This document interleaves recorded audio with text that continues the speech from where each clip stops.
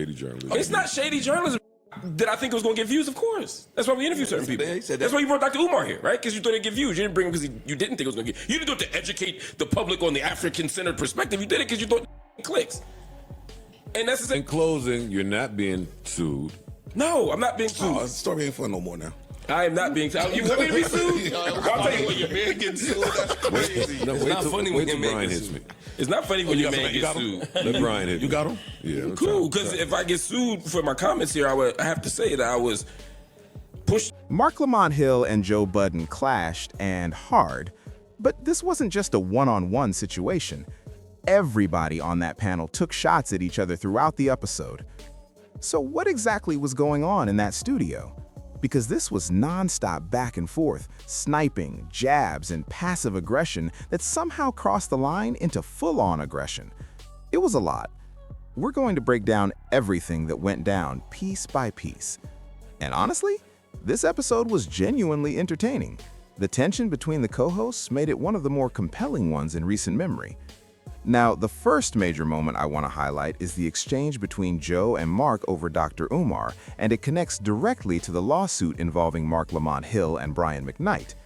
Here's how it started. Joe was essentially implying that Marc was being clout-chasing by choosing to interview Brian McKnight. Marc pushed back immediately. His position was simple. You all brought up the subject first, and I decided to go deeper on it through my Patreon by sitting down with McKnight's son and his estranged wife. But then Marc flipped the script entirely and brought up the Dr. Umar interview that Joe did, and his point was sharp. Joe didn't interview Dr. Umar out of some noble desire to spread a message. He did it for the clicks and the views, just like everyone else. Joe's reaction said everything. He made a face like he couldn't believe what he just heard, and he didn't have a real response in that moment. You could tell it landed. If you're listening to the audio version of this, go back and watch the actual video. I've included the clip so you can see the expression on Joe's face yourself. He was not happy about that one. Now, regarding the Brian McKnight lawsuit, I do think this is significant, and here's why. I believe it's going to affect how Marc Lamont Hill approaches things moving forward on the podcast, because he went after McKnight hard, called him an a-hole, called him a bad person, and a whole lot more. The clips are there on the channel. This isn't speculation, it's documented. What made things even more interesting is that Marc claimed he wasn't being sued, but the paperwork that surfaced told a different story. It referenced specific episodes, and Marc Lamont Hill was listed as a defendant.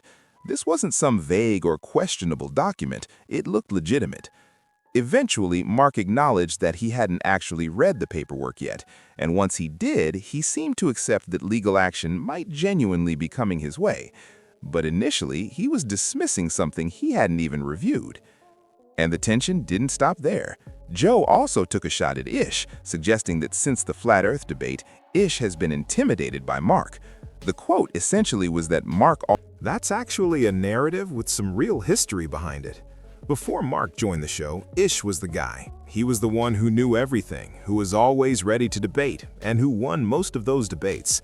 He carried that energy confidently. But when Marc Lamont Hill came on board, Ish suddenly had to share that space with someone who might have, arguably, better researched and more well-read on the very topics being discussed. And that's the key difference. Ish speaks largely from instinct and opinion.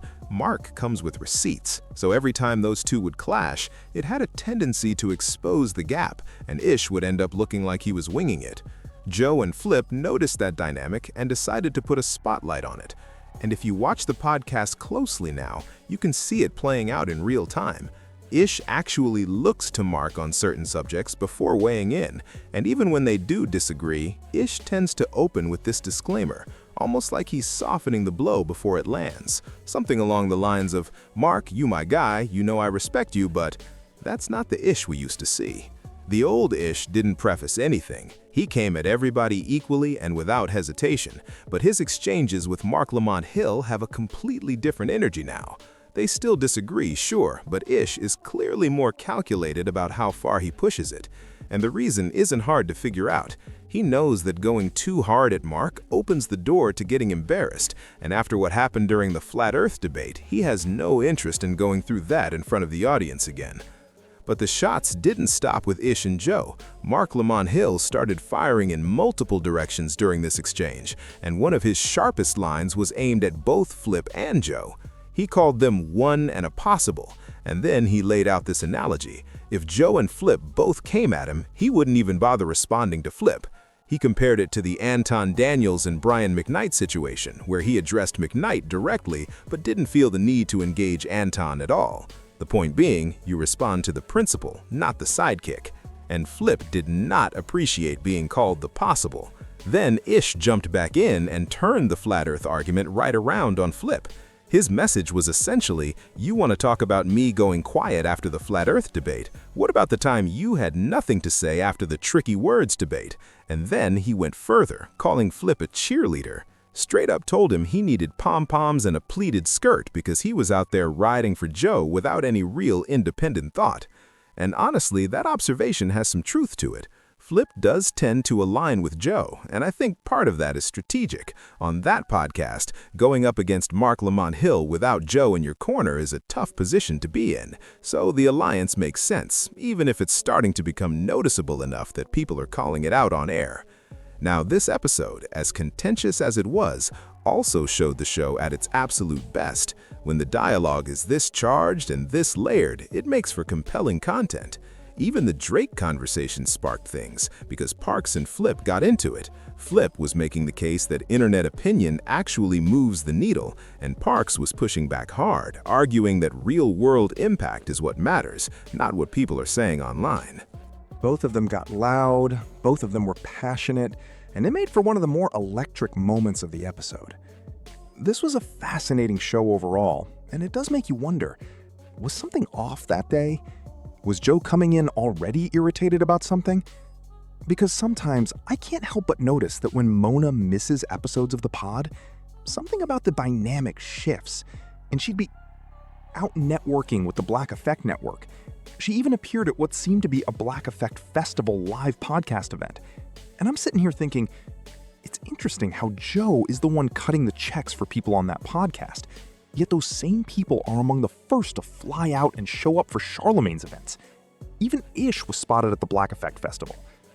That's a dynamic worth paying attention to. I don't think Joe is actually okay with it. I think he plays it cool publicly, but behind the scenes, watching the people he employs consistently gravitating towards Charlemagne's lane has to sting at least a little. It's a strange situation, and it keeps coming up. Now, on the topic of the iHeart and Charlemagne connection, there's been talk about Sirius potentially acquiring iHeart, or some kind of merger happening between the two. But I'll be honest with you, the article that came out about this, released by Variety, the same outlet that seems to regularly cover Charlemagne's major deals, read a little off to me. It spent a noticeable amount of time explaining why iHeart's debt situation wasn't as bad as it looks, and that framing felt deliberate. It felt less like journalism and more like something planted by iHeart itself to make the company look more attractive to potential buyers. And here's the reality. iHeart is not in a great position. They're carrying significant debt, traditional radio is declining, and while they've made moves in the digital space, they haven't cracked the code on monetizing it at a level that lets them compete with platforms like Spotify.